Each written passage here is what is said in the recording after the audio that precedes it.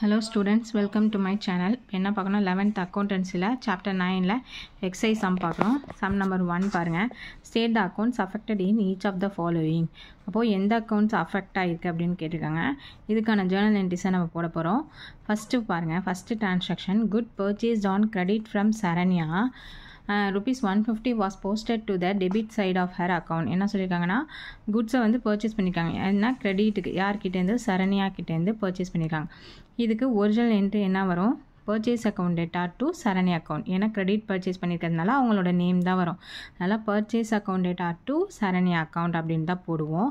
But என்ன பண்ணியிருக்காங்கன்னா of hair அக்கௌண்ட்டை டெபிட் சைடு ஆக்கி போட்டிருக்காங்க, ராங்காக என்ட்ரி போட்டிருக்காங்க. டெபிட் சைட்னா சரண்யா அக்கௌண்ட்டை டெபிட் பண்ணியிருக்காங்க. ஆக்சுவலாக இதில் வந்து ஒரிஜினல் என்ட்ரி சரண்யா அக்கௌண்ட் கிரெடிட்டில் தான் வரணும். இப்போது நம்ம இதை வந்து ரெக்டிஃபை பண்ண போகிறோம். ஓகேவா, இதுக்கு முன்னாடி இந்த சம் பார்க்கறதுக்கு முன்னாடி நம்ம அண்டர் கேஷ் ஓவர் கேஷ் ஒரு தடவை பார்த்துக்குவோம். இது ஃபார்மேட் ஈஸியாக ஞாபகம் வச்சுக்கிறதுக்கு அண்டர் கேஷ் கம்மியாக இருந்தாலோ லெஸ்ஸாக இருந்தாலோ ஷார்ட்டாக இருந்தாலோ ஒரிஜினல் மெத்தட் ஃபாலோ பண்ணுவோம். இதே ஓவர் கேஷ்ட் மோர் வந்துச்சு எக்ஸஸ்லாம் வந்துச்சுன்னா ஆப்போசிட் மெத்தட் ஃபாலோ பண்ணுவோம். ஜேர்னல் என்ட்ரியோட ஆப்போசிட் மெத்தட் ஃபாலோ பண்ணுவோம். ஓகேவா, இப்போ பாருங்கள் என்ன சொல்லியிருக்காங்கன்னா ஆக்சுவலாக என்ன வரணும், ஒரிஜினல் என்ட்ரி பர்ச்சேஸ் டு சரண்யான்னு வரணும். அவங்க சரண்யா டு பர்ச்சேஸ்னு ராங்காக என்ட்ரு பண்ணிட்டாங்க.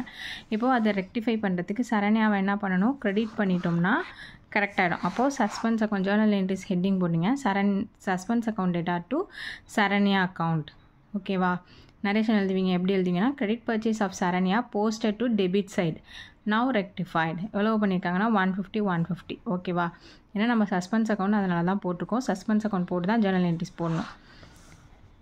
நெக்ஸ்ட்டு டிரான்சாக்ஷனில் என்ன சொல்லியிருக்காங்கன்னா the total of purchase book 4500 was posted twice.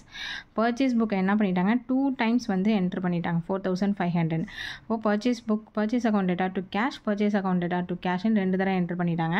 அப்போ ஒரு பர்ச்சேஸ் என்ன பண்ணோம், இப்போ பர்ச்சேஸ் டெபிட் தான் எப்போதுமே பண்ணும்.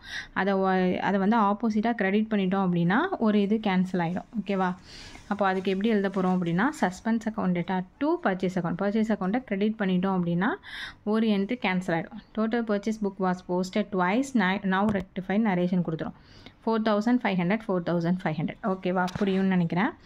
நெக்ஸ்ட்டு சம் பார்ப்போம். சம் நம்பர் 2 பாருங்கள். Rectify the following errors discovered இன்னொன்று என்ன சொல்லியிருந்தேன், டிஸ்கவர்ட் டிடெக்டட் அதெல்லாம் வந்தால் நீங்கள் ஸ்டேட்மெண்ட்டாக எழுதினா மட்டும் போதும். ஓகேவா, rectify the following errors discovered before the preparation of the trial balance. அதாவது ட்ரையல் பேலன்ஸ்க்கு முன்னாடி பண்ண சொல்லியிருக்காங்க. இப்போ ஃபஸ்ட் என்ட்ரி பாருங்கள், sales book was under cast by 100. இதுக்கு ஃபார்மேட் சொல்லி கொடுத்தேன்னா அண்டர் கேஸ்ட் அப்படி வந்துச்சுன்னா என்ன சொல்லணும், ஒரிஜினல் மெத்தட் தான் ஃபாலோ பண்ணணும். இதே ஓவர் கேஸ்ட் வந்துச்சுன்னா ஆப்போசிட் மெத்தட் ஃபாலோ பண்ணும். இப்போ சேல்ஸ் புக்கோட ஒரிஜினல் மெத்தட் என்ன, கேஷ் அக்கௌண்ட் டேட்டா டு சேல்ஸ் அக்கௌண்ட். ஓகேவா, சேல்ஸ் எங்கே வரும், கிரெடிட்டில் தான் வரும். இப்போ இது அண்டர் கேஸ்ட் ஆகிருக்கு, ஒரிஜினல் மெத்தட் தான் ஃபாலோ பண்ண போகிறோம். ஒரிஜினல் மெத்தட்னா சேல்ஸை வந்து கிரெடிட் தான் பண்ணுவோம். அப்போது எப்படி ஸ்டேட்மெண்ட் எழுதுவீங்க, sales account should be credited with ₹100. அவ்வளோதான். ஈஸியான சாப்டரு, இதில் நிறையா மார்க் வாங்கலாம். நெக்ஸ்ட்டு டிரான்சாக்ஷன் பாருங்கள். Purchase return books was overcast by ₹200. Overcast அப்படின்னா என்ன பண்ணுவோம், ஆப்போசிட் மெத்தட் ஃபாலோ பண்ணுவோம். பர்ச்சேஸ் ரிட்டர்ன் புக் எங்கே வரும், எப்போதும் பர்ச்சேஸ் டெபிட்டில் வரும், பர்ச்சேஸ் ரிட்டர்ன் புக் கிரெடிட்டில் வரும் ஒரிஜினல் மெத்தடில்.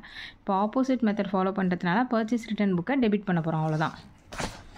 Purchase return book should be debited with ₹200. ஓகேவா, இந்த மாதிரி டிஸ்கவர்ட் அஃபெக்டன்னு கேட்டால் நீங்கள் ஸ்டேட்மெண்ட் மட்டும் எழுதுனா போதும். ஓகே, சம் புரியும்னு நினைக்கிறேன். புரியலைன்னா கமெண்ட் செக்ஷனில் கமெண்ட் பண்ணுங்கள். தேங்க்ஸ் ஃபார் வாட்சிங்.